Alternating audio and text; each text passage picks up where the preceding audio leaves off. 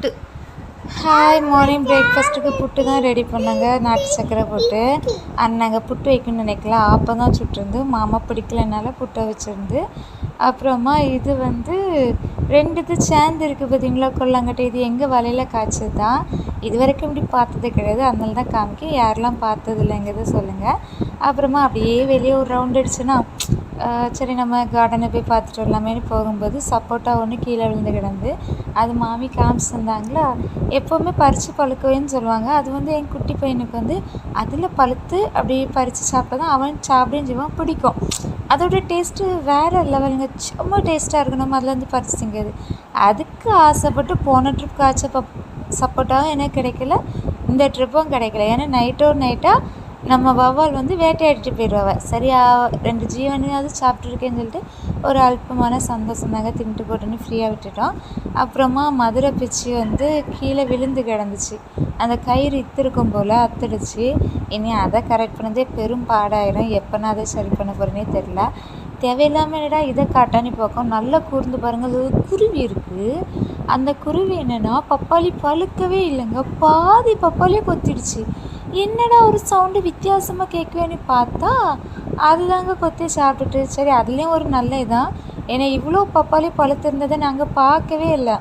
என்னென்னு அதை கவனிக்காமல் விட்டு வந்துடல. அதனால் உடனே மாமி கலகம்பு எடுத்துகிட்டு வந்து பப்பாளியெல்லாம் பறித்தாங்க. இது நெட்டையாட்டு இருக்குமா, அந்த அளவு கலகம்பு தான் அதுக்கு செட் ஆகும்னு பறித்தாங்க. அடுத்தால ஒரு இதுக்கு எங்கள் மாமி ஸ்டூலெலாம் போட்டு குரலி விற்ற காமிச்சிட்டு இருந்தாங்க. பட் என்னென்னா நான் இந்த காம்பவுண்டில் வந்து ஏறிட மாட்டேன். ஆனால் எங்கள் மாமிக்கு 68 வயசுன்னு தான் ஆகுது போல்.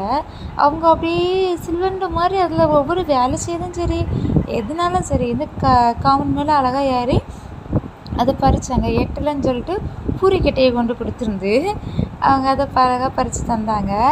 இன்னொன்னா கல்யாணத்துக்கு முன்னே நானும் அப்படி தாங்க காம்பவுண்ட் ஏறி குதிக்கதும் இந்த அடக்கு ஒழுக்கமான பொம்பளை பிள்ளை மாதிரியே இருக்க மாட்டேன். அவ்வளோ வேண்டாதவளையும் செஞ்சுட்டு இருப்பேன். சரி ஓகேன்னு சொல்லிட்டு மாமி பப்பாளியெல்லாம் பறித்து எடுத்து தந்தாங்களா. ஒரு 7 கிட்டே இருக்கும்னு நினைக்கிறேன். இதுதான் அந்த குருவி கொத்துன பழம். அப்புறமா அதில் பாருங்கள் ஒரு குட்டியோண்டு அழகாக இருந்துச்சு இந்த பழம். இதை தான் ஃபஸ்ட்டு வெட்டி திங்கணுன்னு எனக்கு ஆசையாக இருந்துச்சு, எப்படி டேஸ்ட்டாக இருக்கான்னு பார்ப்போன்ட்டு. அடுத்தால உள்ளே வந்து பார்த்தா கிச்சன் கேவலமாக கிடந்துச்சுங்க. அது யானோ தெரிலங்க. நானும் கிளியர் பண்ணி வைப்பேன். அந்த கிச்சனை சமைக்கும் போது அவ்வளோ இதாட்டம் ஆயிரும். ஆனால் அது முடித்தோடனே எவ்வளோ அந்த கேப்பில் எவ்வளோ குயிக்காக அழகாக ரெடி பண்ணியிருக்கேன் பார்த்தீங்களா. நல்லா இருக்கலாங்க பார்க்க கிச்சன். அப்புறமா சரி கொஞ்ச நேரம் ஃப்ரீயாக இருந்தேன்னு சொல்லிட்டு கோழிக்கு வந்து கரையான் எடுக்க போனோம். ஜாலியாக இருந்துச்சு. ஆனால் அதை வந்து நான் செல்லு கொண்டு போகலையா, வீடியோ எடுக்கலை. கரையான் எடுத்துக்கொண்டு கோழிக்கு கொடுத்தோமோ அது நல்லா தின்னுட்டு இருந்து. கோழி குஞ்சுக்கு மோஸ்ட்லி அது கொஞ்சம் வளர்ந்தோடனே கரையான் தான் கொடுப்பாங்க. இன்னொரு விஷயம் என்னென்னா, நீங்கள் கரையான் போடும்போது அது சாப்பிட்டோன்னு தண்ணி குடிச்சிடக்கூடாது. தண்ணி குடித்தா உடனே செத்து போவோம். அதனால் அது தண்ணி மட்டும் வச்சுருவாங்க, குடிக்கிறதுக்கும் விட்டுறாதுங்க. ஓகேவா? சரி, இனி கோயிலுக்கு மதியம் சாப்பிட போகணுன்னு சொல்லிட்டு பூவெல்லாம் பறித்து தொடுப்போம் அப்படின்னு சொல்லி நினச்சிருந்தேன். இந்த பூவில் தாங்க ஒரு கதையே இருக்குது. என்னன்னா, எவ்வளோ தான் செடியில் பூ கிடந்தாலும் எனக்கு வந்து வெளியே போகும்போது மோஸ்ட்லி ஒரு நல்ல ரேட்னா 100 கிராம் பூ வாங்குவேன். கொஞ்சம் மலிவானா 1/4 கிலோ பூ வாங்குவேங்க. எனக்கு ஹேர் நல்லா லாங்காக அழகாக இருக்குமா. ஸோ அதுக்கு நிறைய பூ வைக்கும். என்னென்னு இருந்தாலும் எனக்கு பூ வைக்கிறது பிடிக்குங்க, நிறைய வைக்கணும். அதுவும் சாரீ கட்டுறதுக்கு அந்த ஒரு 2 முழம் பூ வச்சாதாங்க அவ்வளோ அழகாக இருக்கும். நான் வெளியே போகும்போது பெரும்பாலும் சாரீ தான் வியர் பண்ணுவேன். ஸோ எனக்கு பூ ரொம்ப பிடிக்கும். என் ஹஸ்பண்டும் வாங்கி தந்துட்டு தான் இருந்தாங்க. இடையில என்ன பண்ணேன்னா, அது என்னோடய முட்டாள்தனம் தான். தயவு செய்து உங்களுக்கு ஒரு பொருள் கிடைக்கும்போது அதை நீங்கள் வாங்கிக்கோங்க. ஆனால் அது உங்களுக்கு நீங்கள் அப்படி பழக்கப்படுத்திட்டே இருக்கும்போது என்ன கஷ்டம் இருந்தாலும் உங்களுக்கு அந்த பொருள் கிடைக்கும். ஆனால் நீங்கள் இல்லை நம்ம அதை பண்ணக்கூடாது, நல்ல விலையாக இருக்குது அதெல்லாம் வாங்கக்கூடாதுன்னு சொல்லிட்டு நம்ம வந்து அதுக்கேற்றவாறு அட்ஜஸ்ட் பண்ணி போகும்போது கடைசி வரைக்கும் அட்ஜஸ்ட் பண்ண மாதிரியே நம்ம சூழ்நிலை மாறிடுங்க. ஏன்னா அதில் நானும் ஒரு தான்.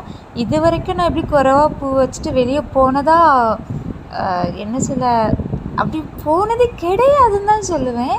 பட் இதாங்க இப்போ ஃபுல்லுமே எப்போவுமே குறைவாக தான் பூ வைக்கிற மாதிரி அமையுது. நான் வந்து விலைக்கு இப்போ வாங்குறதே கிடையாது. ஒரு கோயில் கடை ஃபங்க்ஷன் அப்படின்னா தான் வாங்குவேன். மற்றமாரி பூ வந்து செடியில் பூக்கிறத வைக்கிறது தான் வேலையே. அப்புறம் எங்கள் அண்ணி வந்து கொழுக்கட்டை கொண்டு வந்தாங்க. ரொம்ப டேஸ்ட்டாக இருந்து.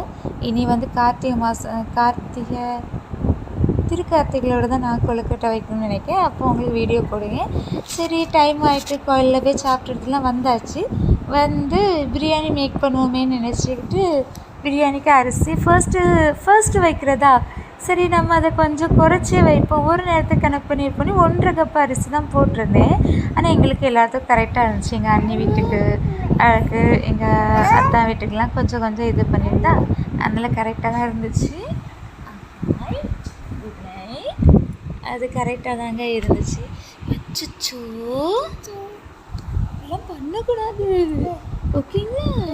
சாரி சொல்லுங்கள். It's okay.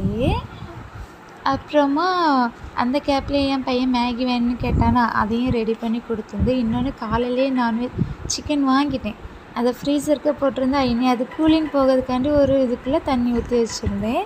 அப்புறமா கொஞ்சம் கொல்லாங்கட்டு பருப்பு ஊற போட்டிருந்தேன். எதுக்குன்னா குருமாவுக்கு இது போட்டால் நல்லாயிருக்கும்னு சொல்லி சொன்னாங்களா, அதனால் அதை வச்சுருந்தேன். அப்புறம் ஒவ்வொன்றா செப்ரேட் பண்ணியாச்சுங்க. பொரிக்கிறதுக்கு, அவிக்கிறதுக்கு, அருகு பிரியாணிக்கு, பெப்பர் சிக்கனுக்கு, மெயினாக பெப்பர் சிக்கனுக்கு, அதுக்கு இதுக்குன்னு எல்லாத்துக்கும் ரெடி பண்ணி வச்சாச்சு. அதை வச்சுட்டு ஒவ்வொன்றுக்கும் மசாலா போட்டு ஃபஸ்ட்டே ஒவ்வொன்றுக்கும் மிக்ஸ் பண்ணி வச்சுட்டேன். ஏன்னா சிக்கன் பொரிக்கிறதுக்கும் கார்ன்ஃப்ளவர் மாவுலாம் போட்டு தான் பொரிப்போம். ஸோ அதையும் வச்சுருந்து, இன்னொன்று சிக்கன் பிரியாணிக்கு கர்ட்லாம் போட்டு ஃபஸ்ட்டே உப்புலாம் போட்டு அதை மிக்ஸ் பண்ணி வைக்கணும்னு சொல்லி சொன்னாங்க. அந்த இதில் நம்மளுக்கு தேவையான அளவு வத்தல் உப்பு எல்லாம் போட்டு எடுத்து அதையும் கரெக்ட் பண்ணி வச்சாச்சு. இன்னொரு விஷயம், எங்களுக்கு வந்து எப்போவுமே நான்வெஜ்க்கு ஒரு சில நேரம் நான் தேங்காய் போட மாட்டேன். ரசம் வைக்கிறதா இருந்தால் தேங்காய் யூஸ் பண்ண மாட்டேன். அதை தாண்டி தேங்காய் யூஸ் பண்ணும்போது என்ன பண்ணுவேன்னா, இப்படி வறுத்து தாங்க போடுவேன். வறுத்து போடுறது எங்களுக்கு உண்மையிலே பிடிக்கும். எல்லாருமே அது வந்து நீங்களும் ட்ரை பண்ணி பாருங்கள். தேங்காய் வந்து நம்ம நான்வெஜ்ஜுக்கு ஒவ்வொன்றும் ஒவ்வொரு டேஸ்ட் கொடுக்கும். ஒவ்வொருத்தங்களுக்கும் ஒவ்வொன்றும் பிடிக்கவும் செய்யும். எனக்கு இது பிடிக்கும். அதாவது எங்கள் சைடு மோஸ்ட்லி வந்து வறுத்து தான் போடுவாங்க, ஓகேங்களா? அதுவும் அந்த ஒயிட் கலர் வந்து அப்படியே மாறாது, அந்த கலர் மாறவும் கூடாது. அது ஒரு மாதிரி பொன்னிறமாக வரும்னு சொல்லுவாங்கள்ல, கருகிடக்கூடாது, பொன்னிறமாக வர மாதிரி வறுக்கணுங்க. அது வறுக்கும்போது நல்ல மணமாக இருக்கும். எனக்கு அந்த மனம் நல்லா பிடிக்கும். அதுக்காண்டியே வேணுக்காண்டி தேங்காய் போட்டு வறுப்பேன். அப்புறமா இதெல்லாம் ரெடி பண்ணிவிட்டு நம்ம தேங்காய் அடித்து குருமாவை ரெடி பண்ண வேண்டியதான். இது வறுக்கிறதே ரொம்ப லாங் வீடியோவாக போகுது போல். சரி இருக்கட்டுங்க, அட்ஜஸ்ட் பண்ணிக்கோங்க. அப்புறமா ஒரு வழியாக அதை இது பண்ணும்போதே பாருங்கள், கிச்சனை பார்க்கும்போது எவ்வளோ கேவலமாக கிடக்குன்னு. எனக்கு நிறைய பேர் வந்து குக் பண்ணும்போதே அந்த கிச்சன்லாம் நீட்டாக வைப்பாங்க. ஆனால் எனக்கு யானை தெரியாதுங்க, சுட்டு போட்டாலும் இந்த நீட்டாக வைக்கிறேங்கிற பழக்கம் வந்ததே கிடையாது. ஏன்னா நான்லாம் கல்யாணத்துக்கு முன்னே கிச்சன் பக்கம் போனது கூட கிடையாது. இன்னொரு விஷயம், எங்களுக்கு வந்து எல்லாருமே அதில் பரிமாறிட்டே இருப்போம். எப்படி சொல்ல, மாமா மாமி, இன்னொன்று நான் ஒரு சைடு சமைப்பேன், எங்கள் மாமி ஒரு சைடு பண்ணுவாங்க. ஸோ அதனால எப்போவுமே அதில் எனி டைமும் அந்த ஒர்க் நடந்துகிட்டே இருக்கனால என்னமோ தெரியல, என்னோடய கிச்சன் வந்து க்ளீன் ஆகாது. அதுவும் கிச்சனில் செல்ஃப்லாம் ஃபஸ்ட்டு கிடையாது. அதனால என் ஹஸ்பண்ட்டை, எனக்கு நீங்கள் ஏன் இப்படி வச்சுருக்கீங்க வீடு அப்படின்னு சொல்லிட்டு எனக்கு என்னையாவது செல்ஃப்லாம் வச்சுத்தாங்க அப்படிலாம் சொன்னேன். அப்போ செல்ஃப்லாம் வச்சு தந்தால் நீ நீட்டாக வைப்பாளா? கண்டிப்பாக வைப்பீங்கன்னு சொல்லி வச்சோடனே ஹஸ்பண்ட் வந்து அழகாக கபோர்ட்லாம் போட்டு எடுத்து தந்தாங்க. அப்படி தந்த பிறக்கும் நான் நீட்டாக வைக்கவே இல்லைங்க. வைப்பேன், இல்லைன்னு சொல்ல வரல. ஆனால் அந்த டைம் எனக்கு வந்து நீட்டாகவே இருக்காது கிச்சன். கண்ட மட்டுக்கு அது இதுன்னு எடுத்து அப்படி பண்ணுவேன். ஆனால் மற்றவங்களாம் போடக்கூடிய வீடியோ பார்க்கும்போது அவ்வளோ அழகாக இருக்கும் கிச்சன். அது எப்படி சொல்ல, ஆனால் அப்படிலாம் எப்படி வைக்கிறாங்கன்னு எனக்கு தெரில. நானும் ட்ரை பண்ணுறேன்னு வச்சுருக்கேன். இன்னொரு விஷயம், எங்கள் அம்மாவும் எங்கள் அக்காவும் வந்து ரொம்பவே க்ளீனாக வச்சுருப்பாங்க. அவங்க எப்போவுமே என் வீட்டுக்கு வரும்போது திட்டுவாங்க, என்னட்டி இதெல்லாம் வீடாக போட்டிருக்கா, நீட்டாகவே வைக்க தெரியாதுன்னு சொல்லி திட்ட தான் செய்வாங்க. வீடு பெருசாக இருந்தாலும் அது நீட்டாக இருந்தால் தானேங்க அதுக்கு அழகு. ஆனால் அது எனக்கு வைக்க வரல. ஐ வில் ட்ரை, இனி நல்லபடியாக பண்ணணும்னு வச்சு. இனி வீடியோ எடுக்கணுன்னா எங்கள் ஹஸ்பண்ட் சொன்னாங்க, எல்லா வேலையும் செஞ்சால் மட்டும்தான் நீ வீடியோ போடணும், இல்லைன்னா போடக்கூடாதுன்ட்டாங்க. அதுக்காகவே எல்லாத்தையும் கிளியராகிட்டு பண்ண வேண்டியதாக இருக்குது. அப்புறம் ஒரு வழியாக குருமாவுக்கு எல்லாமே உள்ளி எல்லாமே வெட்டிட்டேன். அதை வதக்கிட்டு இருக்கும்போது அந்த சைடு வந்து குருமாவுக்கு போடுறதுக்காண்டியே சிக்கன் பொரிச்சிருந்து. அது வந்து பொரிச்ச சிக்கன் போட்டால் அந்த குருமா டிஃப்ரெண்ட்டாக டேஸ்ட்டாக இருக்கும்னு சொன்னாங்களா, அதனால் அது தனியாக பொரித்து தான் சிக்கன் கிரேவிக்குள்ளே போட்டு வச்சுருந்தேன். அப்புறம் வந்து அதை பொரிச்சிட்டு மறுபடியும் சிக்கன் 65க்கு ரெடி பண்ணிட்டு இருந்தேன். கொஞ்சம் டிஃப்ரெண்ட்டாகவே தான் இருந்துச்சு. இன்னொன்று சிக்கன் 65க்குலாம் நான் மசாலா ஆட் பண்ணவே மாட்டேன். என் தான் அதுக்கு எப்போவுமே ரெடி பண்ணி தந்துட்டு போவாங்க. சால்ட்டாக இருந்தாலும் சரி, ஸ்பைசஸ் எல்லாமே ஈக்குவலாக அழகாக இருக்கும். ஆனால் எனக்கு அது அந்தளவுக்கு வராது. பொரிக்கிறது நான் தான் பொரிப்பேன். ஆனால் அந்த அந்த மிக்ஸ்டு ஃபுல்லுமே என் ஹஸ்பண்ட் தான் பண்ணி தருவாங்க. அதுவும் இவ்வளோ அரை மணிக்கு மேக்னேட் பண்ணதுக்கு வைப்பாங்களா, அது நல்லாயிருக்கும். நம்மளுக்கு அந்தளவுக்கு இன்றைக்கி வரல. டேஸ்ட்டு ஓகே தான், பட் இருந்தாலும் அந்தளவுக்கு வந்த மாதிரி தெரியலை. இன்னொரு விஷயம், இந்த உள்ளி தக்காளி விஷயத்த கண்டிப்பாக நான் சொல்லியே ஆகணுங்க. எங்கள் அம்மா என்ன மாதிரி தான், அந்த ஒரு சில விஷயத்தில் அம்மா என்ன மாதிரி, பட் இந்த சுத்தத்தை கம்பேர் பண்ணும்போது அம்மாவும் அக்காவும் டோட்டலாக வேறு. நானும் அவங்க கிட்டேயே நிற்க முடியாது, அந்த அளவுக்கு நம்ம டோட்டலாக வேறங்கிற மாதிரி இருக்கும். என்னென்னா இந்த உள்ளி கட் பண்ணுறதுலாம் இருக்குல்ல, அதில் எங்கள் அம்மா என்னை மாதிரி ஏன் ரகம்னு சொல்லலாம். எங்கள் அக்கா ஒருத்தி இருக்கா, ஷப்பா, நம்ம தெரியாதனமாக வீட்டில் போய் வேலையை செஞ்சுட்டுன்னு வச்சுருங்களேன், அவ்வளோ அந்த செத்தம் திட்டுன்னு திட்டுவா. அவங்க யார் இந்த வேலையெல்லாம் செய்ய சொல்லான்ட்டு, நம்மளை பாசமாக நம்மளை வேலை செய்ய விடக்கூடாதுன்னு அக்கா நினைக்கான்னு பார்த்தா கண்டிப்பாக அப்படியே கிடையவே செய்யாதுங்க. ஏன்னா அந்த உள்ளி வெற்று டைப்லேயே டேஸ்ட் இருக்குங்கிறது அவளோட கணிப்பு. அதாவது அப்படி தான் செஃப் எல்லாமே, நம்ம எந்த இது பார்த்தாலுமே அந்த உள்ளி கட் பண்ணுறது எல்லாமே டிஃப்ரெண்ட்டாக இருக்கும். பட் நான் அது கிடையவே செய்யாது, டோட்டல் வேறு. எல்லாமே வயிற்றுக்குள்ளே தானே போகுது, அது எண்ணெயில் வசங்கையும் போகுது. அதில் என்னது வித்தியாசமாக தெரிய போகும், நம்ம குழம்பு வச்சவருக்கு அந்த உள்ளி அழகாக இருக்கா இல்லையான்னு நம்ம பார்த்துட்டா இருக்க போகிறோம், திங்க தானே போகிறோம்.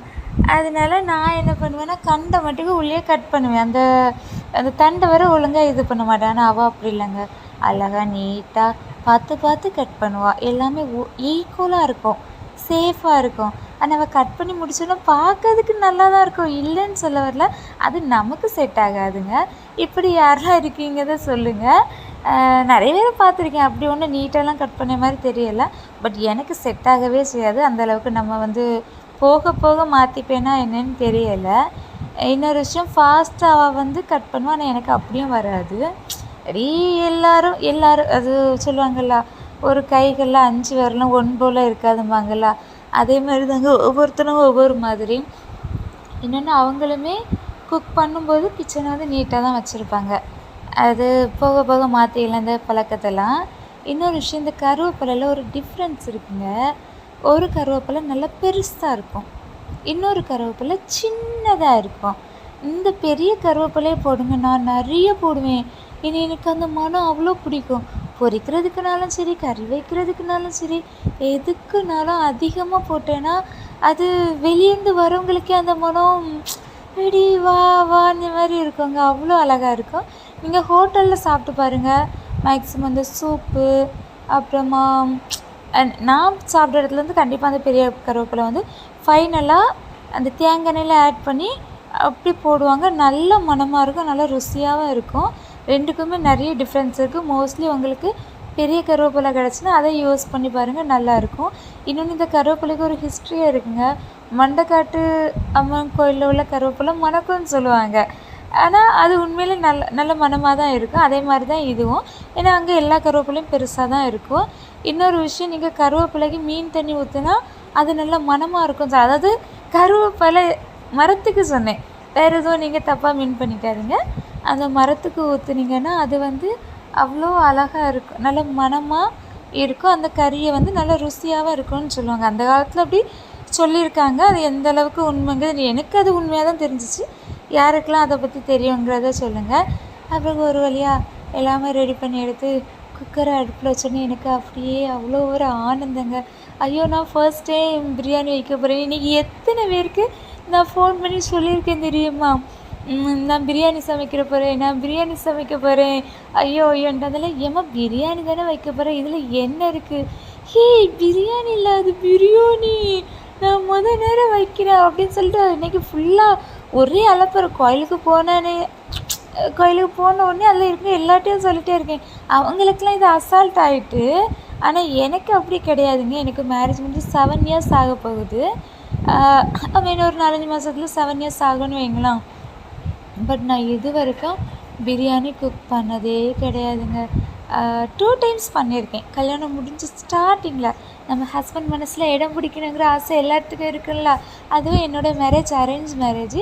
என் ஹஸ்பண்டுக்கு வந்து என்ன பிடிக்கும்னு நாங்கள் ஒரு 5 months மொபைலில் பேசியிருப்போம். எனக்கு என்கேஜ்மெண்ட் முடிஞ்சு 5 months கழிச்சு தான் மேரேஜ். 5 months பேசியிருப்போம். எனக்கு என்ன பிடிக்குங்க தான் நான் சொல்லியிருக்கேன்னு தவிர, அதாவது நான் கேட்பேன் உங்களுக்கு என்னங்க பிடிக்கும் அப்படிலாம் சொல்லி கேட்பேன். ஆனால் அவங்க எதுவுமே சொல்ல நீ பேசிக்கிட்டே இருமா நான் கேட்டுக்கிட்டே இருக்கேன்னு சொல்லுவாங்க. நான் வந்து எனக்கு இது பிடிக்கும் அது பிடிக்கும் அப்படி இருக்கணும் இப்படி இருக்கணும் அப்படி இப்படின்னு சொல்லிட்டு ஒரு பெரிய அப்படியே போகும், லெங்க்த்தாக போகும். நம்மளுக்கு அதுலேருந்து ரத்தம் வந்திருக்குமா என்னன்னு கூட தெரியலை. அந்தளவுக்கு பேசிக்கிட்டே இருப்பேன். இப்போவும் அப்படி தான் பேசிக்கிட்டே இருக்கேன்னு நினைக்கிறேன். அப்போ வந்து அவங்களுக்கு என்ன பிடிக்குங்கிறதே எனக்கு தெரியவே செய்யாதுன்னு கூட சொல்லலாம். இன்னொன்று கல்யாணத்துக்கு அப்புறமா எனக்கு பிடிச்ச விஷயங்கள தான் ஒவ்வொன்றும் அவங்க பண்ணிகிட்டே இருந்தாங்களே தவிர, அவங்களுக்கு எது பிடிக்குங்க தான் நான் வந்து அதை விட்டுட்டேன்.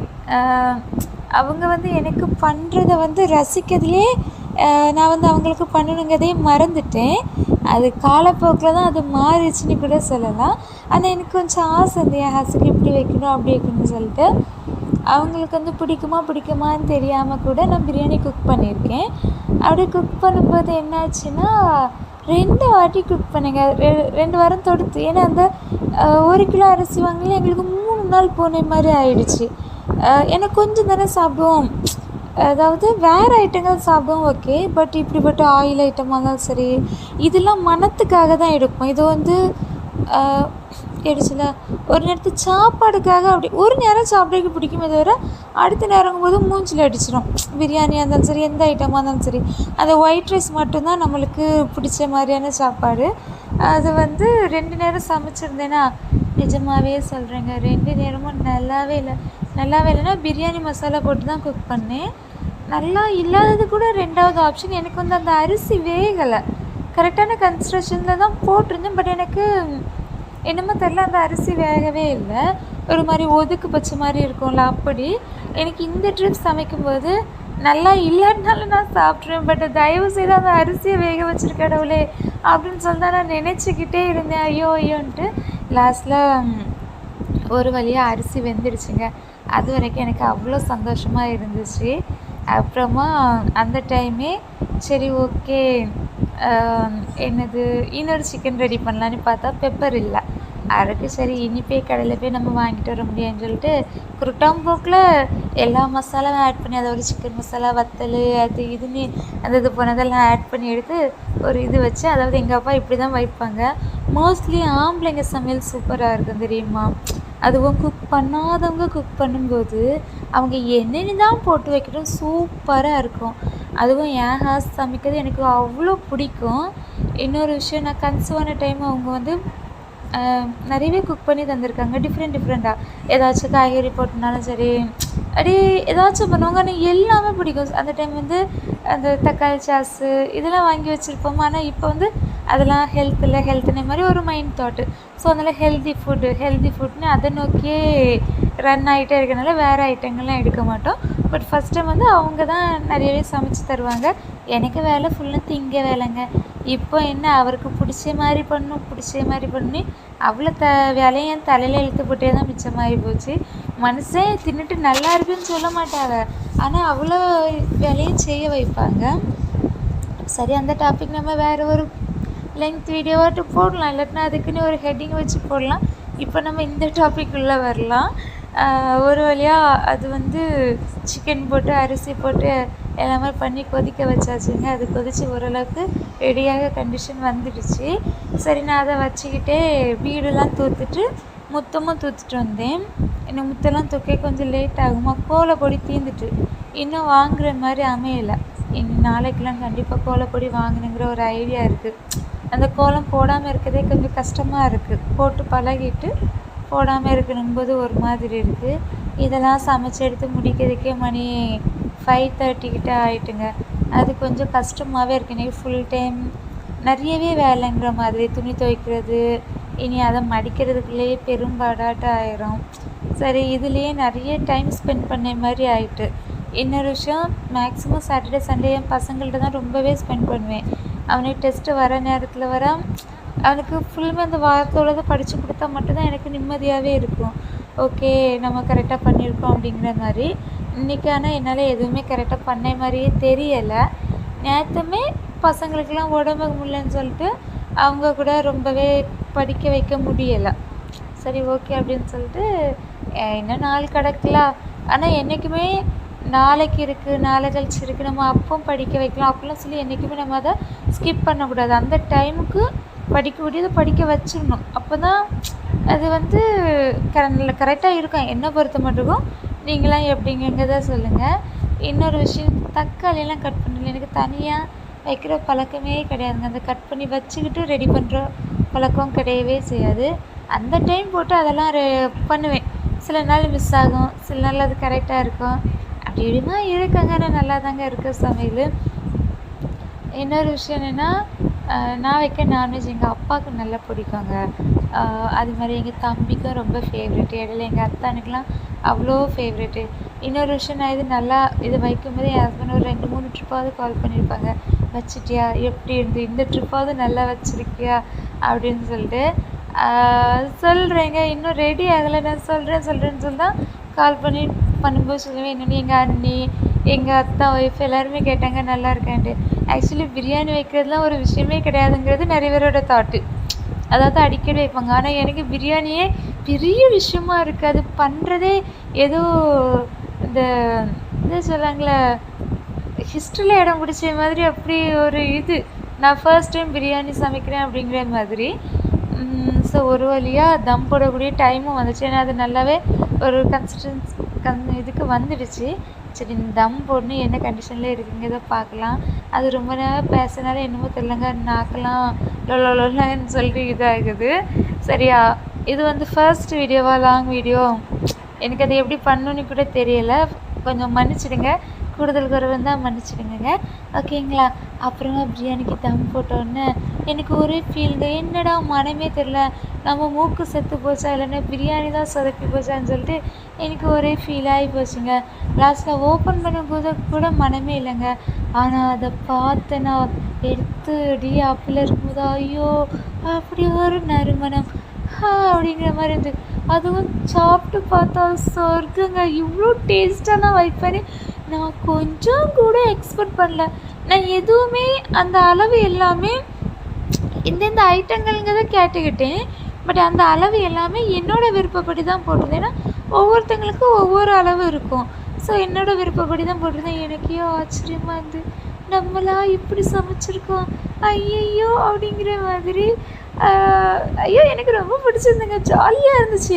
நல்லா பாட்டு போட்டு, நல்லா குத்து பாட்டு போட்டு டான்ஸ் ஆடுங்கிற மாதிரி அவ்வளோ இதாட்டம் இருந்துச்சு. பட் நான் அதை தாங்க பண்ணிகிட்டு இருந்தேன். கேப்பில் போய் நல்லா டான்ஸ் ஆட்டு எடுத்துகிட்டு ஜாலியாக என்ஜாய் பண்ணிட்டு எங்கள் அண்ணியும் வந்தாங்க. அண்ணி சாப்பிட்டு பாருங்கள் அண்ணி எப்படி இருக்குதுன்னு சொல்லி அண்ணிட்டெல்லாம் கேட்டுட்டு, அண்ணி நல்லா இருந்தால் நல்லா இல்லைன்னு கூட எனக்கு பிடிச்சிருந்து. அண்ணி நல்லா இருக்குமாக்கா, நல்லா இருக்குன்னாங்க. ஏன்னா எங்கள் அண்ணிலாம் எங்கள் ஃபேவரட் ஆகும். எப்படி சொல்ல, மற்ற அண்ணி மாதிரிலாம் கிடையாது. அவங்க வந்து நம்ம எந்த வழியோ அந்த எப்படி கரெக்டாக சொல்ல, நம்மளுக்கு எது பிடிக்குமோ அவங்களுக்கு பிடிச்சோ பிடிக்கலையோ அது ஆமாம்மா நல்லா இருக்குது அப்படிலாம் சொல்லி நல்லாவே சப்போர்ட்டிவாக இருப்பாங்க. எதுவுமே நெகட்டிவாக பேசுகிற பழக்கம் கிடையாது. அதெல்லாம் ரொம்பவே பெஸ்ட்டான ஒரு அண்ணி. இது வந்து எல்லாத்துக்கும் அமையாது, பட் எங்களுக்கு நல்லாவே அமைஞ்சிருக்காங்க. அது வரைக்கும் சந்தோஷம். கடவுள் கிஃப்ட்டுன்னு நினச்சிக்க வேண்டியதான். அதுக்கப்புறமா பிள்ளைகளுக்கு வந்து படிக்கிறதுக்கெலாம் எல்லாம் சொல்லிட்டு எடுத்து கொடுத்துக்கிட்டு அவனை படிக்க வச்ச பிறகு தான் எனக்கு ஒரு திருப்தியே இருந்துச்சு. அந்த ஒரு வாரத்தில்